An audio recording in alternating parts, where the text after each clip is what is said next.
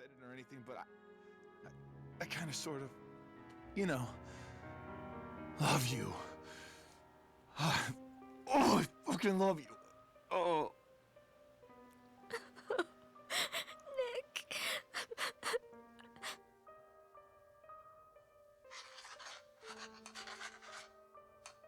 No. There's something we can try. It's the only chance we have to save you. Juliet? What the fuck? I love you too, baby!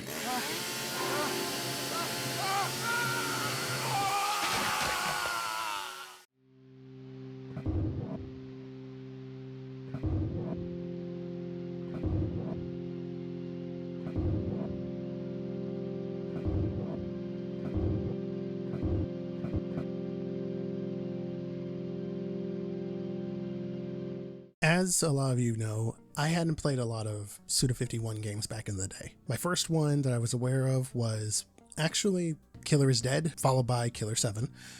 Both of those games were ones I played through Steam, though. I wasn't there for the original releases. Lollipop Chainsaw is another game that fell into that category along with No More Heroes. However, as you can see with my two reviews of No More Heroes 1 and No More Heroes 2, I've been looking to rectify that. So here we are today talking about Lollipop Chainsaw RePop, a remaster of the original game. Now there are a few things that need to be said going into this review. Firstly, I'm aware that the game's soundtrack is apparently different from the original. In how many ways, I'm unsure. Secondly, I won't go too hard knocking the game for some of the jank that is underneath it, since it's just really a new coat of paint on an otherwise old game from 2012. And thirdly, I played the game on original mode, or at least that's what was selected by default if I remember correctly. So without further ado, let's talk about this over-the-top raunchy experience. Yeah, you heard me right. The game is raunchy in a lot of ways, the same ways actually that No More Heroes is. From sex jokes to crude humor to strong language to some of the most unhinged sentences I never thought I'd hear strung together. But did any of that bother me? Nah, I just wanted to bring it up because the game is unashamedly in your face about it. So if you're uncomfortable with that kind of stuff, or a lot of that kind of stuff, trust me, some of it wouldn't fly very easily today, then this game may not be for you. If not though, there's a pretty good time here for the short amount of time that you're here. Said short runtime, by the way, is about 6 hours on average, if you're not trying to do every single thing in the game. If you are trying to do everything, How Long to Beat has the game at 18.5 hours just for the completionist average. I'll talk more about the game's length though and its pricing at the end of this review.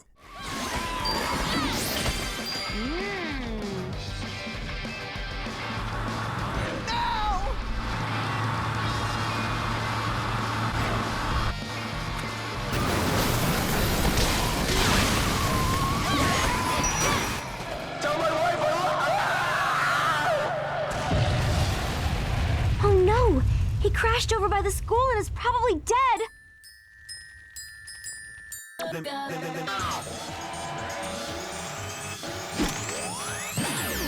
Just a second!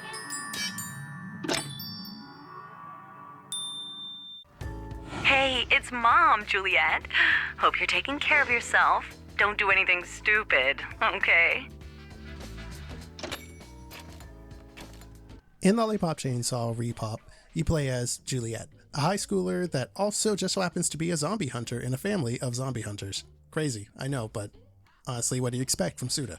On her birthday, she must take down the forces of evil coming from the rotten world to infect everyone in her school and I guess the world with a virus that can turn people undead. One of the near casualties of this is her boyfriend, Nick, who is rescued in one of the most out-of-pocket ways possible.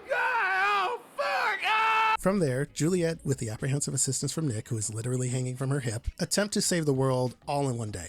The story is just okay, it's serviceable at best, but let's face it, that's not why you're playing this game. You're playing this game for the over-the-top shenanigans, and wacky characters, and wacky character interactions, much like you would with a game like No More Heroes. But did I enjoy it all as a package? Definitely. Nothing bored me during my entire playthrough. In fact, I played it all in one sitting in one day on a Saturday. I very much enjoyed Nick's straight man deadpan role in the comedy duo between him and his airheaded girlfriend Juliet. Some lines completely threw me for a loop and had me like, if I played this on YouTube today, I'd get flagged before the video's even up. Yeah, I laugh, but it's probably true. With all of that said, be aware that while playing through the game, you'll encounter a bunch of different students from Juliet's school that need rescuing. Be sure to save all of them, okay? If you don't, you'll get a bad ending, like I did. Anyway, the story is short and sweet, but you're really here for the ridiculous antics. Besides the ridiculous antics, I'm sure you're also here for the gameplay, or maybe you're just here for the gameplay, who knows. It's not perfect, but it is fun enough to be really engaging. I have to remember that I'm talking about a game from 2012, and gameplay in hack and slash games now compared to then, while not drastically different, are still different enough compared to the way they were 13 years ago. Oh man, 2012 was 13 years ago. Let's ignore that. There is some jank that carried over from the original game, or I would at least assume it was in the original game, like fighting with the camera during combat, janky air quotes platforming, which isn't really platforming in this game, but it's still kind of jank with what's on offer, and some odd gameplay bugs like not being able to move while firing the chainsaw blaster sometimes. I don't know, that was a weird bug I encountered. The game starts very bog standard for a hack and slash game, but as you play and get more abilities and the like through purchases made through the in-game shop, the game will ramp up in how active you'll need to be. I played on normal difficulty, but the game can still overwhelm you if you're not aware of your surroundings. So don't tunnel vision is what I'm trying to say.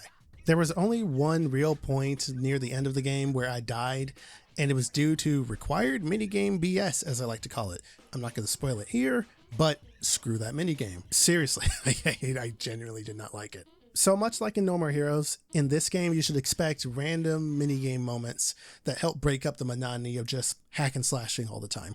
Is it effective? Yes. There are fun minigames in here. Yes. It is great to like break up the monotony that way, but not all minigames are created equal. Going back to the shop, you can purchase combos, costumes for Juliet, music tracks, concept art, and upgrades for Juliet. Upgrades being like increasing her health pool, her stamina, or not stamina, her recovery for how quickly she can get back up after being knocked down and stuff like that. You get it. Like I implied earlier, it's not a very difficult game, so maybe bump up that difficulty just a bit, maybe bump it up to hard if that's a concern for you. Lollipop Chainsaw RePop gets a check yes Juliet, a go for it from me. And you can purchase the game on just about every modern console and PC today for $45. Okay, let's walk it back a little bit. I'll be blunt, I still recommend the game, but get it on sale for like half that price. The only reason this isn't a caution and is a go for it instead is because overall the game itself is fine. I really loved playing it. So there's nothing inherently wrong with the game itself that has me apprehensive, except that price point. I'm pretty sure when I picked up the game, I picked it up for half that price. I've seen the same sentiment echoed by people who haven't played the game before and those who have played the OG, that $45 is just, frankly, just out of line. So much like I did for the Metal Eden review, I'll propose the same thing here. If the price doesn't bother you, then definitely pick it up whenever you feel like it. It's a very good time. If it does bother you, then get it on sale. And with all of that said, I hope you all have enjoyed your stay. I'm TUSDarryl, and I'll catch you all later.